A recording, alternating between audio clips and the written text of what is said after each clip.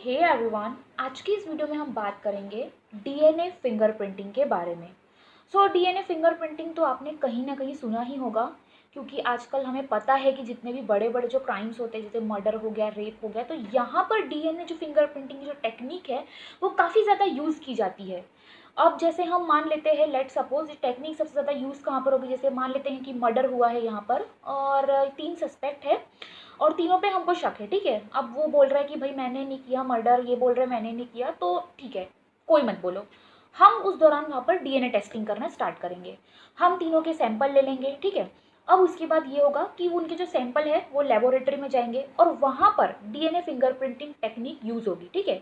अब जिसका सैंपल मिला वहाँ पर उनको ऐसा लग रहा है कि हाँ, उस सैंपल में ऐसा कुछ चीज़ें दिख रही है कि हाँ भाई यही जो पर्सन है, इसने ही उसका मर्डर किया है, तो हाँ फिर वही उसको हम लोग डीएनए से पता लगा सकते हैं। अब ये तो बात हो गई, कुछ इन्वेस्टिगेशन के लिए भी यूज़ होता है। हालांकि इसका जो यूज़ है वो मैटरनिटी टेस्ट के लिए भी होता है, ठीक है। अब वो कैसे? इसमें ये होगा कि जैसे हम मान लेते हैं 2 हस्बैंड और वाइफ है, किसी बच्चे के पेरेंट्स है, ठीक है। अब वो दोनों बोल रहे हैं कि ये जो बच्चा है ये मेरा है, ठीक है। और 2 जो पेरेंट्स है वो बोल रहे हैं ये बच्चा मेरा है। अब वो बच्चा तो कुछ क्या बोलेगा। तो इस दौरान क्या होता है कि जो लोग, मतलब जो इन्वेस्टिगेशन वाले होते हैं, वो क्या करते हैं, उनका डीएनए सैंपल्स ले लेते हैं और बच्चे का डीएनए सैंपल ले लेते हैं, ठीक है। अब जिसका सैंपल उस बच्चे से मैच होगा तो वही उसके पेरेंट्स कहलाएंगे ना, क्योंकि भाई कहीं ना कहीं डीएनए क्या है, डीएनए को हम लोग इसीलिए तो जेनेटिक मटेरियल बोलते हैं, हेरिडेटरी मटेरियल बोलते हैं, क्योंकि वो एक जनरेशन से दूसरी जनरेशन में ट्रांसफर होता है। अब जैसे मान लेते हैं मेरा जो डीएनए है वो कुछ मेरे मम्मी पापा के पास भी वही चीज़ होगी ना, जीन्स होंगे वो सेम होंगे, लाइक हम लोग हमेशा बोलते हैं कि तू थोड़ी अपने पापा जैसे दिख रही है, तेरा जो नोज़ है वो पापा जैसे, तेरा जो फेस है, तेरा जो चिन है वो लाइक जो मम्मी जैसे दिख रहा है। तो ये सारी चीज़ें क्यों होती है, ये सारी चीज़ें जो जीन होते हैं हमारे ना, लाइक इसीलिए ट्रांसफर होते रहते हैं, इसलिए हम लोग डीएनए को हेरिडिटरी मटेरियल भी बोलते हैं, ठीक है। ये तो हो गई इतनी बात, इंट्रोडक्शन था। अभी हम नेक्स्ट इसमें बात करते हैं कि जो डीएनए फिंगरप्रिंटिंग है एक्चुअली में किस तरह से परफॉर्म होती है। ओके, अब हम एक सपोज पूरा एग्जाम्पल के थ्रू चलते हैं, जिसमें हम लोग एक सीन को क्रिएट करते हैं। आपको ये सारी चीज़ें एकदम पिक्टोरियल फॉर्म में बनानी है अपने माइंड में कि हाँ कुछ इस तरह से होता है। ओके, अभी हम लेट सपोज मानते हैं कि जैसे यहाँ पर क्राइम हुआ है, ओके, और यहाँ पर मर्डर हुआ है और हमें क्या करना है कि उस सस्पेक्ट का पता लगाना है कि किसने किया है, ठीक है। पुलिस को शक था, उस पुलिस ने उस बंदे को उठा लिया वहाँ से। अब पुलिस क्या करेगी, उसका डीएनए ले लेगी, है ना। अब मैं आपको आगे की टेक्निक बता रही हूँ कि एक्चुअली में डीएनए फिंगरप्रिंटिंग किस तरीके से परफॉर्म होती है। जो पुलिस है वो उसका डीएनए ले लेगी वहाँ से, ठीक है। अब डीएनए जो है उसका, मतलब डीएनए भाई प्रेजेंट होगा, किस में प्रेजेंट हो सकता है, हमारे ब्लड में प्रेजेंट है, हमारी टिश्यूज़ हमारे सेल में प्रेजेंट है, सीमेन में प्रेजेंट होता है, हमारे स्वैब में प्रेजेंट होता है, हमारे सलाइवा में इवन ऑल्सो डीएनए प्रेजेंट होता है। तो इसके थ्रू हम लोग कहीं से भी डीएनए को निकाल सकते हैं और उसको फिर टेस्टिंग के लिए वो लोग लैब भेजते हैं, ठीक है। उसके बाद होता ये है कि देखो यार, सबसे पहली चीज़ तो ये है कि जो डीएनए है वो हम सभी इंसानों का 99.9%, मतलब 99.9% हम सभी ह्यूमंस का डीएनए जो होता है वो सेम होता है। बस 0.1% क्या अलग होता है, यहाँ पर अब आएगी एक नई टर्मिनोलॉजी जिसको हम लोग बोलते हैं VNTR, that means variable number of tandem repeats. यही जो VNTR है यही हमको डिफरेंट बनाता है। भैया देखो, सीधी सी बात ये है कि 99.9% डीएनए तो सभी का सेम है, बस जो 0.1% है यही चीज़ हमको आइडेंटिफिकेशन के लिए हेल्प करती है कि कौन है क्रिमिनल और कौन किसके मदर है, कौन किसका फादर है और कौन किसका बच्चा है। तो ये जो VNTR होता है ना, ये बड़ी ही काम की चीज़ होती है, जो कि 0.1% प्रेजेंट होता है और जो हमें आइडेंटिफिकेशन के लिए हेल्प करता है। क्यों, ठीक है। VNTR मतलब variable number of tandem repeats, ठीक है। उसके बाद ये होगा कि अब वो जो डीएनए का सैंपल है वो चले जाएगा लेबोरेटरी में, ठीक है। इसमें सबसे पहली टेक्निक ये होती है कि आइसोलेशन होता है डीएनए का। आइसोलेशन मतलब होगा कि डीएनए से हम कुछ ऐसे जो एक्सट्रैक्ट मटेरियल्स उसको निकालेंगे, जैसे कि सेल वगैरह है, और हम एक प्योर डीएनए को उस फॉर्म में बना देंगे, ठीक है। अब प्योर डीएनए को भाई हमने बना दिया, ये रख दिया हमने, इसमें से जो भी था आइसोलेट कर लिया हमने, जो जो हमारे काम की चीज़ थी हमने आइसोलेट कर ली इसमें से और निकाल दिया उसको बाहर, ठीक है।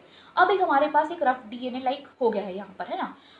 तो जो सेकंड प्रोसेस होती है इसमें हम लोग, हाँ, as we know very well कि जो डीएनए होता है वो डबल स्ट्रैंडेड होता है, और जैसे हम लोग पेपर को कट करने के लिए यूज़ करते हैं सीज़र का, वैसे ही यहाँ पर सेकंड स्टेप में जो डीएनए होता है इसको एक पर्टिकुलर एंजाइम, मतलब पर्टिकुलर, जिसको हम लोग मॉलिक्यूलर सीज़र भी कहते हैं, तो ये मॉलिक्यूलर सीज़र जिसका नाम है RFLP, restriction fragment length polymorphism बोलते हैं इसको, इसकी हेल्प से हम लोग डीएनए को पर्टिकुलर प्लेस पर कट करते हैं, ठीक है, पर्टिकुलर प्लेस पर हम लोग करते हैं कट, ठीक है। अब यहाँ पर इसको मैं फिर से रिपीट कर देती हूँ, जैसे कि हम लोग पेपर को कट करने के लिए एक सीजर का यूज़ करते करते कट करने के लिए, ठीक है, वैसे ही यहाँ पर डीएनए को कट करने के लिए हम लोग डीएनए के फ्रैगमेंट्स को कट करने के लिए थोड़ा एम्फेसिस देना इस वर्ड पे कि यहाँ पर मॉलिक्यूलर सीजर का यूज़ होता है, और उस मॉलिक्यूलर सीजर का नाम क्या है, RFLP, मतलब रेस्ट्रिक्शन फ्रेगमेंट लेंथ पॉलीमॉर्फिज्म भी बोलते हैं इसको, ठीक है। ये जो है पर्टिकुलर डीएनए को पर्टिकुलर इस पर कट करता है, ठीक है। अब नेक्स्ट चीज़ ये आती है कि अब तो हमने डीएनए को कट कर लिया, ठीक है, अब क्या होगा, अब थर्ड स्टेप आती है हमारी इलेक्ट्रोफोरेसिस। इलेक्ट्रोफोरेसिस में होता यह है कि डीएनए को एक जेल के ऊपर रखा जाता है, और उस जेल का नाम होता है अगरोस जेल। इस डीएनए को इलेक्ट्रिक चार्ज दिया जाता है, ठीक है, इलेक्ट्रिक चार्ज दिया जाता है डीएनए को, जिसके थ्रू होता यह है कि जो हमारे कटे हुए स्लाइसेस वाले जो डीएनए हैं उसको हम इलेक्ट्रोफोरेसिस, एक मशीन आती है, उस मशीन के ऊपर हम लगाते हैं जेल, और उस जेल के ऊपर हम लोग डालते हैं डीएनए का, जो हमने कट किया हुआ डीएनए, ठीक है, ये हमने डाला, और उसको हम चार्ज करते हैं इलेक्ट्रिक चार्ज से, ठीक है। अब हमें पता है कि डीएनए के अंदर क्या होता है भाई, कौन सा केमिकल्स है, फॉस्फेट, फॉस्फोरस और शुगर प्रेजेंट होती है, ठीक है। सो अब क्या होगा, जो निगेटिव वाले हैं, मतलब जो डीएनए के जो शॉर्ट फ्रेगमेंट हो गए वो उसको करंट सप्लाई देने के बाद, पॉजिटिव निगेटिव करंट सप्लाई देने के बाद जो शॉर्ट वाले डीएनए हो गए वो फटाफट से सामने आ जाएंगे, ठीक है। आई रिपीट अगेन कि जब हम इलेक्ट्रोफोरेसिस के ऊपर, मशीन के ऊपर जेल डालेंगे स्लैब में, और उसके ऊपर जब हम डीएनए का सैंपल डालेंगे, तब होगा ये, जब हम उसको इलेक्ट्रिक चार्ज देंगे तब उस दौरान पॉजिटिव निगेटिव साइड पर, है ना, तो होगा ये कि जो डीएनए के जो छोटे वाले फ्रेगमेंट है वो फटाफट से आगे आ जाएंगे, और जो लार्ज वाले डीएनए वो पीछे रह जाएंगे, ठीक है। अब ये तो आगे सामने, ठीक है। अब इसमें क्या होगा कि डीएनए मॉलिक्यूलर, थोड़े मॉलिक्यूल्स जो है वो कटे हुए आए हैं यहाँ पर स्लैब के ऊपर, जेल के ऊपर, वो थोड़े से हैवी हो जाते हैं, ठीक है। और इसमें डर भी रहता है कि जो जेल के ऊपर हमने डाला है यार, वो जेल कहीं रप्चर ना हो जाए, फट ना जाए, ठीक है। तो इसके लिए हम ये करते हैं, यहाँ पर हम लोग लेते हैं नाइट्रोसेलुलस पेपर को लेते हैं, नाइट्रोसेलुलस मेम्ब्रेन, आपने नाम सुना होगा, नाइट्रोसेलुलस मेम्ब्रेन के ऊपर जस्ट उसको हम लोग शिफ्ट कर देते हैं, जिससे होगा ये कि वो स्ट्रांगली हो जाते हैं और रैप्चर होने का डर भी नहीं रहता उसमें। तो नाइट्रोसेलुलस पेपर पे जब वो डीएनए अपने आप आ जाते हैं, जो स्मॉल वाले थे वो फटाफट से जो सामने आ गए थे, और जो फिर वहाँ पर रह गए थे वही वाले, ठीक है। अब उसके बाद होगा ये कि हम कुछ कंप्यूटर में कुछ ऐसी टेक्निक्स का यूज़ करेंगे जिसके थ्रू हम लोग सही वीएनटीआर, मतलब देखो यार, मेन तो यार यहाँ पर वीएनटीआर ही है, क्योंकि बाकी सबका तो 99% डीएनए तो क्या है यार, पूरा जंक डीएनए, सभी का जो डीएनए वो कैसा है, सेम है, बस जो 0.1% वीएनटीआर होता है ना, वो सबसे ज़्यादा इंपॉर्टेंट होता है, ठीक है।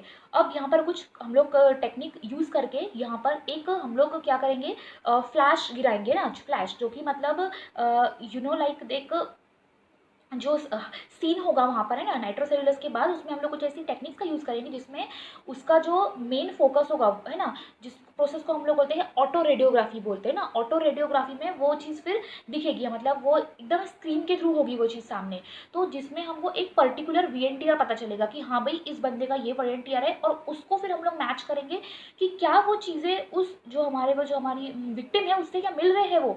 तो अगर इस दौरान ऐसा होता है तो समझ लीजिए कि वो डेफिनेट जो इंडिविजुअल पर्सन है दैट ही इज़ क्रिमिनल, ही और शी इज़ क्रिमिनल, ये हम मान सकते हैं। तो ये ऑल ओवर होती है पूरी डीएनए फिंगरप्रिंटिंग की टेक्निक। नाउ ये सारा था डीएनए फिंगरप्रिंट के बारे में। अब नेक्स्ट वीडियो में हम बात करेंगे इसी से एक रिलेटेड टेक्निक होती है जिसको हम लोग कहते हैं पीसीआर मेथड। इसका फुल फॉर्म होता है पॉलीमर चेन रिएक्शन। इस रिएक्शन में हम ये जानेंगे कि जो डीएनए होता है उसको किस तरह से हीट प्रोवाइड करवा के जो डबल स्ट्रैंडेड डीएनए होता है उसको सिंगल स्ट्रैंडेड में चेंज करके क्या आगे की जो प्रोसेस होती है वो होती है। सो आज की इस वीडियो में इतना ही, मिलते हैं अब नेक्स्ट वीडियो में।